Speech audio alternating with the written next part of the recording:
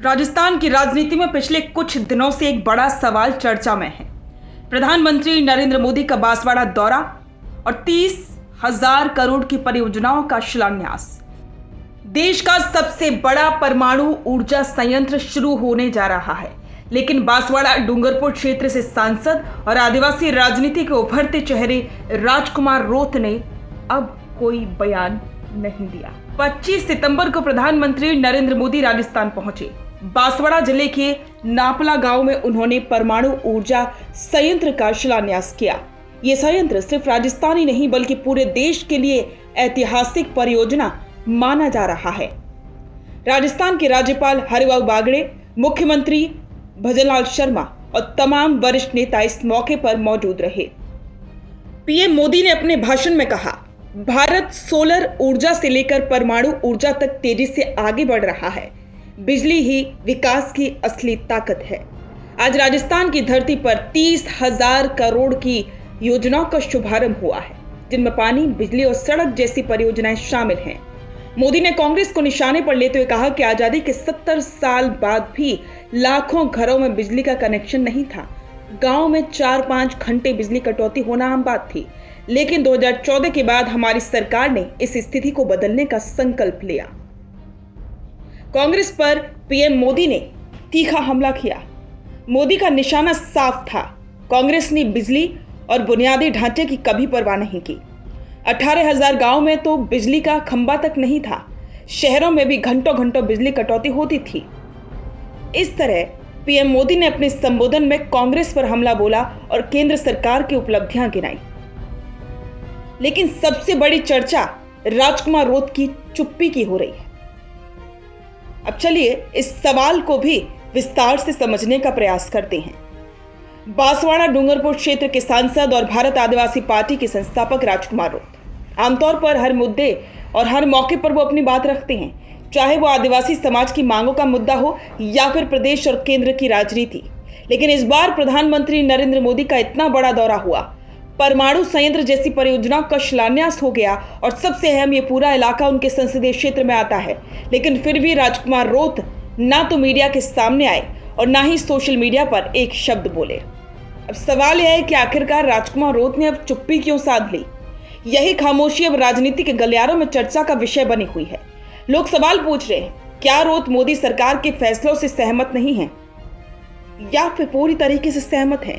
क्या आदिवासी विस्थापन और मुआवजे के मुद्दे पर उनकी रणनीति अलग है या फिर उन्होंने जानबूझकर दूरी बनाए रखी है ताकि इस मामले पर राजनीतिक जोखिम ना उठाना पड़े?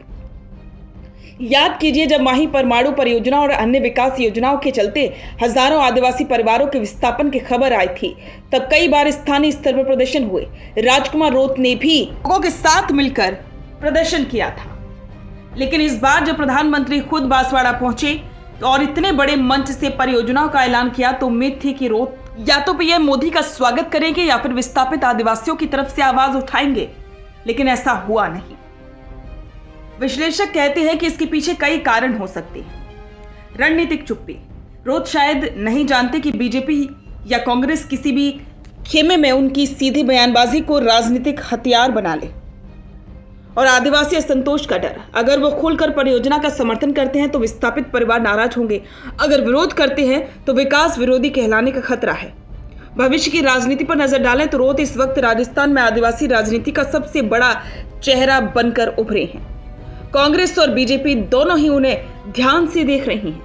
ऐसे में गलत बयान उनकी छवि को प्रभावित कर सकता है। अब सवाल यह भी है कि क्या वाकई में चुप्पी से बड़ा सवाल उठ गया है? लोगों की निगाहें इसलिए राजकुमार रोत पर टिकी हैं क्योंकि प्रधानमंत्री नरेंद्र मोदी का यह दौरा सिर्फ एक सरकारी कार्यक्रम नहीं था, बल्कि राजस्थान की राजनीति में आने वाले समय का संकेत भी है। बीजेपी आदिवासी बेल्ट को पूरी ताकत से साधना चाहती है। कांग्रेस पहले से ही कमजोर होती दिख रही है। ऐसे में राजकुमार रोत का हर कदम बेहद मायने रखता है, लेकिन उनकी चुप्पी ने उल्टा रहस्य और गहरा कर दिया। अब बड़ा सवाल यह है कि क्या आने वाले दिनों में राजकुमार रोत इस मुद्दे पर बोलेंगे?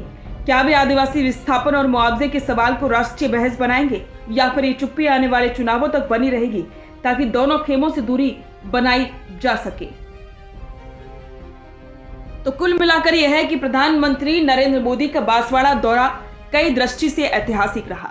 परमाणु ऊर्जा संयंत्र का शिलान्यास, 30,000 करोड़ की योजना का शुभारंभ, कांग्रेस पर सीधा हमला। लेकिन इस पूरे दौरे के बाद सबसे ज्यादा चर्चा हो रही है राजकुमार राउत की चुप्पी की। क्या ये सिर्फ संयोग है या इसके पीछे कोई गहरी राजनीतिक रणनीति छिपी है? राजस्थान की राजनीति में अगले कुछ हफ्तों में इसका जवाब जरूर मिलेगा। तो राजकुमार राउत की चुप्पी एक सोची समझी रणनीति है या मजबूरी? कमेंट करके अपनी राय जरूर बताएं। बिजनेस अच्छा हो सकता है, लेकिन अगर नाम नहीं दिखा तो पहचान कैसे बनेगी?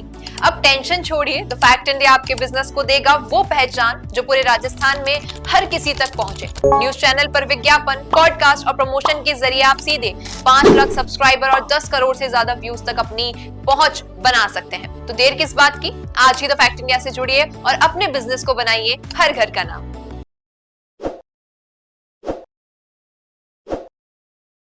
ताज़ा खबरों के लिए विजिट करें द फैक्ट इंडिया की वेबसाइट और डाउनलोड करें द फैक्ट इंडिया ऐप।